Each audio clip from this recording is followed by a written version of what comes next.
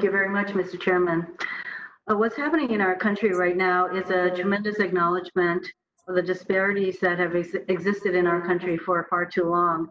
The pandemic has further exposed the disproportionate access people of color have to critical services like healthcare, housing, education, social supports, and protests are happening all over the world, all of our country, including, of course, in Hawaii, in response to violence against Black Americans.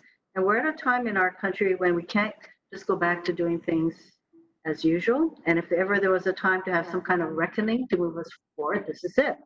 When the top leadership of our agencies does not reflect the people they serve, that can have real lasting consequences. So, Mr. Secretary, I'd like to ask you, would you agree that diversity in those who are making decisions that impact the lives of all the diverse group of veterans that you serve, isn't diversity in leadership a good thing in order to provide truly equitable services to veterans? Senator, I will be careful in my answer. I grew up in this world. I think you will find that the armed forces of the United States have been the great leveler when it comes to equal treatment. I have surrounded myself with people who have the same experiences. Everyone at this table has served in uniform. We understand the culture and we speak the language. My deputy, she graduated from the United States Air Force Academy. Our Assistant Secretary for Legislative Affairs, who is sitting behind me, I actually served under in the Air Force. We have one goal. It doesn't matter where we come from. We've all served. And I think for us at VA, that is the most important thing. And I would also add what I said earlier. We're the only healthcare system, Senator, and you and I have talked about this. We follow gender disparities. We follow racial disparities. We have now brought up, just in the last few years, the percentage of veterans who are women to 42%. The percentage of veterans, eligible veterans who are male, are 49%. So we are moving up. Just a few years ago, there were only a few, less than 200,000 women in the system. Today, there are 500,000. So I acknowledge that. What I'm talking about are the people who are making decisions on behalf of the diverse group of veterans that you now have, and many of them are women, and we're already acknowledging that they may have different kinds of healthcare and other kinds of needs, and therefore you're programmatically seeking to address those. But it's really the people who are making decisions.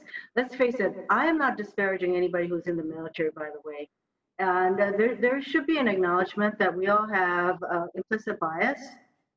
And so no matter how fair we may all think we are, that unless you walk in the shoes of somebody else, then it is not the kind of thing where we can say, oh yeah, I know what you feel. I know what you're thinking.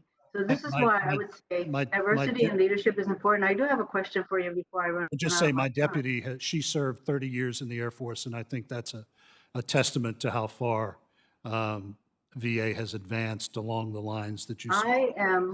I am all for women in decision making, but we all know within the military there are still major issues relating to sexual assault and sexual harassment in the military, but that's a whole other matter. And we also know there are disparities within the VA, and I'm glad that you acknowledge it, and you will, I hope, do something about it. But do you do implicit bias training within your leadership group in the VA? Yes, Senator, we do. Good to know. For years, I have brought up the Advanced Leeward Outpatient Healthcare Access Project and hearings and meetings with VA leadership. The Aloha project was scheduled to be completed by fiscal year 2020, but has encountered multiple delays. And earlier this year, the VA said that a lease award was expected by mid-May, but in the recent weeks, we have learned that has been delayed due to COVID-19. Now, a lease award is not expected until mid-August, and the project is not expected to be completed until spring of 2023. You can see where the veterans are very concerned that this project keeps being delayed.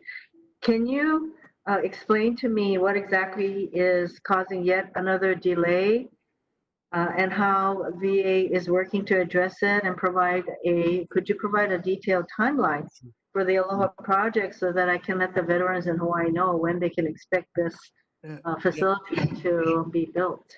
Yes, Senator, and you know, I've been in Hawaii several times, and the Aloha Clinic is a classic example of what happens when there are too many layers of federal bureaucracy. Some not attached to the VA gets involved in construction projects.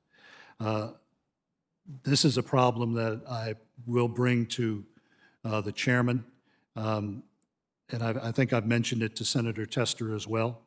The way CBO scores these projects is not realistic.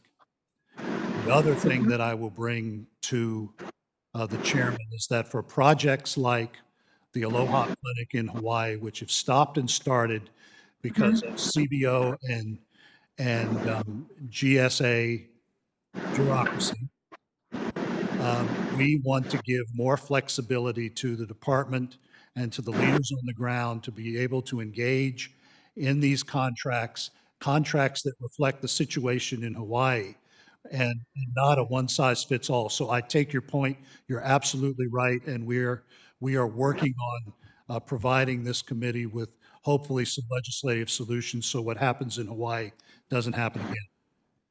Thank you so much for acknowledging that. And of course, things are much more expensive in Hawaii, and one size fits all for the cost of projects do not do it for us in Hawaii. So I will do whatever I can to assist you, Mr. Secretary. I'm glad that one of the Senator, your time has expired. Oh, I'm so sorry. I will send more questions for the record. Thank you, Mr. Secretary. Thank you, Senator Hirono.